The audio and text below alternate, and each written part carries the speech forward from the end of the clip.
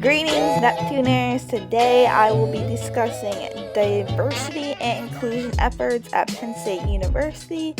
So let's go on and hop on to my journey.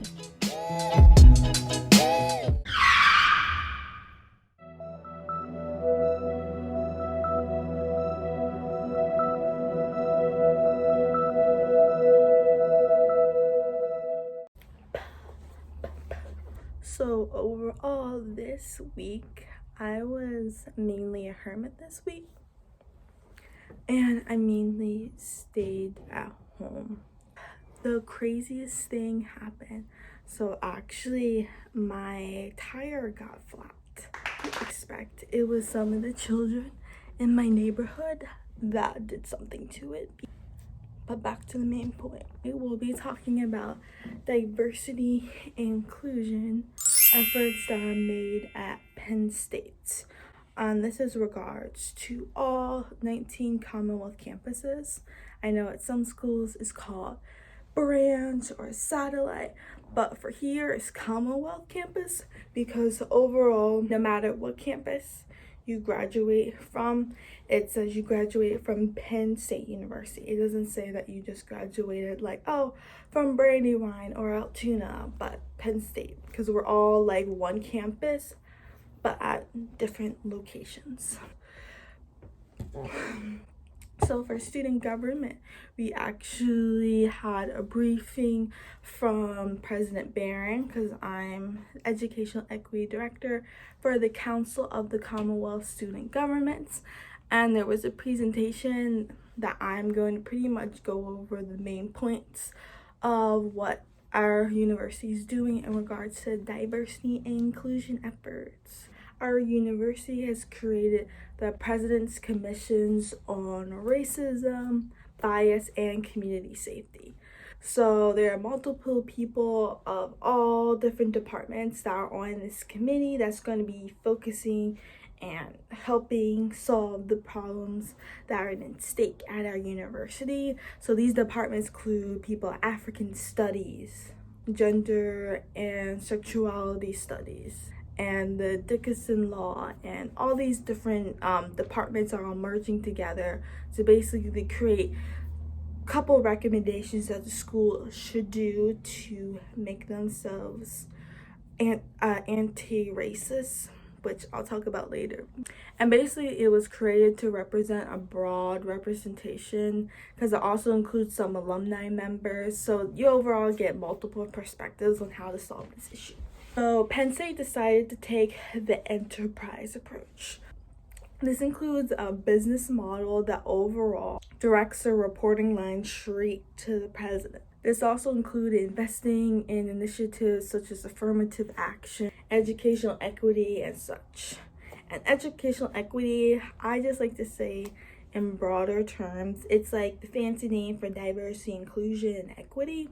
So, and it's just a little more broad, more on the educational side of the definition.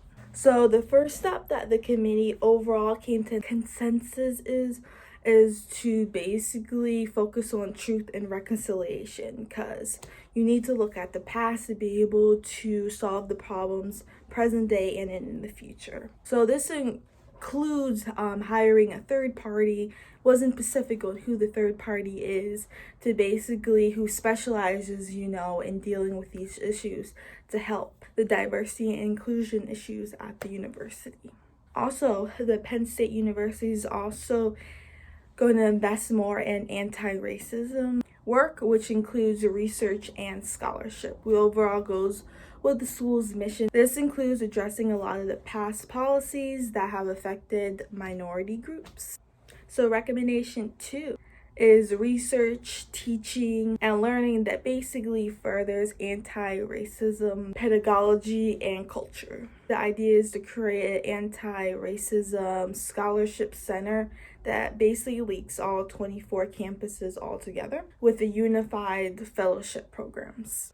And also they're trying to optimize on the tools that are already at stake and there at the university, which I'm not sure which ones they're specifically talking about, but overall to help create a more welcoming and safe environment. As you know, I'm really big on this, having a safe environment, because I'm working on a lot of initiatives to basically make everyone have a sense of belonging, because that's really everyone, especially in this COVID climate, are separated, not with their friends as much, and you're basically online on, I call it Zoom University, and it really helps if you feel connected with people, and that deals really into the inclusion part of diversity inclusion that I'm strongly passionate about. And especially, I don't know if you know about the recent incident that happened with Black Caucus, and basically trying to eliminate things like that from happening again, to make people, minority groups, particularly people of African descent, feel safe. Because if you can't feel safe, online, where can you feel unsafe, So we decided to switch it up. Switch. Recommendation 3 is university-wide onboarding and mentorship of students, staff, and faculty members, and administration. So this includes how the community members are attracted to the university. And overall, this deals, particularly under this topic, it deals with talent sourcing, which of course I think would be a great idea. I don't know if they're already doing this, but to reach out to historically Black universities, HBCU schools, because they have an incredible amount of talent that I definitely think they could provide to universities like Penn State. And for also, this deals with basic skill requirements to be selected to work at the university and to be a student at Penn State University. So of course, I'm wondering, I don't know, they look at stuff like social media accounts that people are on that they hire, because I know that's a really big thing. They posted some content that may be kind of racist in the past. They shouldn't be allowed to come to Penn State, in my opinion, because they're overall not helping with the racism policy that the Penn State is trying to pursue and push out. This also includes assessing the cultural components and the effective change. This overall includes talking about more on the collective and accountability for DEI initiatives. And then 2, it also talks about, under this cultural component, is open public disclosure about the structural barrier. I'm not really sure what that means, but all this stuff was located on President Barron's PowerPoint slide. So I'm just stating what was written on some of the stuff that was written on the PowerPoint slide. And this also includes what was created by the institution, a change in culture, and about alumni activation.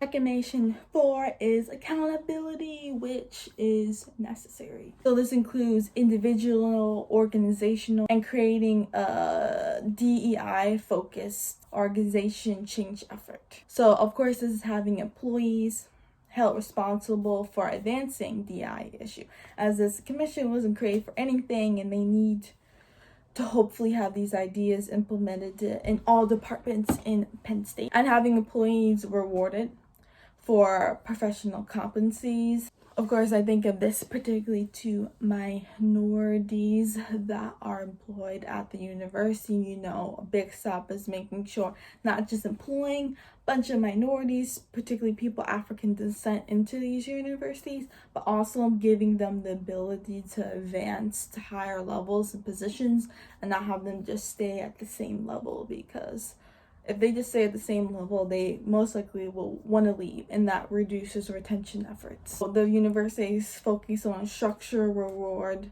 and penalties to increase DEI efforts. So I feel like this is kind of sad, because a lot of people don't really want to include diversity inclusion efforts in their stuff already. So the university has to create incentives for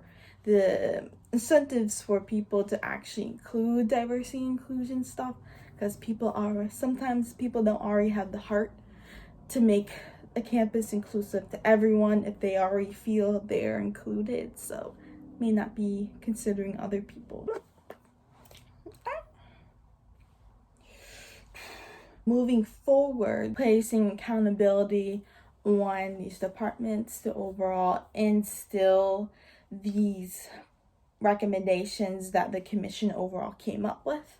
And basically to start having a chief diversity officer in direct line to report all the stuff to the president, which is our President Barron. Focus on the areas that are tied to the mission of teaching and scholarship, which I know President Barron really touched highly upon. This overall goal of the school is for teaching and scholarship, so trying to tie in DOI efforts into basically this line. Of course, this includes tracing perspective of tracing the history of racism and bias, which I know I'm currently working on starting a book club within all the campuses to talk about diversity and inclusion efforts to get to the root of all the problems that are happening in the United States. Because overall, if we don't learn and know about this stuff, we'll never be able to solve the issue. If we don't know about the past and history, you will not be able to solve the future and the present. And 2 is in creating an anti-racism institution. I'll be really interested in seeing how this is implemented and how it'll look like, particularly at the Commonwealth campuses. And what I touched about earlier is also onboarding, mentorship, and retention. I definitely know this is needed because at my campus in Harrisburg, a lot of African Americans and Latinos had left our campus, and they were strongly needed. They were left from like administrative roles, and it was really devastating to the student population because they felt like they really could connect to them, because there weren't particularly people that were minority groups, because not many people, in administration roles are people of color. So the fact that they left and weren't able to keep that retention, it was really saddening. And overall, this makes students want to even leave the school because they don't feel like that sense of belonging if they don't see people like them in higher positions of power, because not everyone has seen that before, and that may be a major influence in their life and for them to stay at the university. But if you have any other ideas, you can go to Together, a website that was created for you to post your ideas, suggestions, comments on what the university is doing. So that was just to wrap everything up. So definitely let everyone know what diversity inclusion efforts is your university taking place in, and what do you think they can do better at. So make sure to subscribe and like for this channel, and comment below any efforts that you're doing to help increase diversity and inclusion at your campus. Thank you for embarking on my journey. Hope you have safe travels back.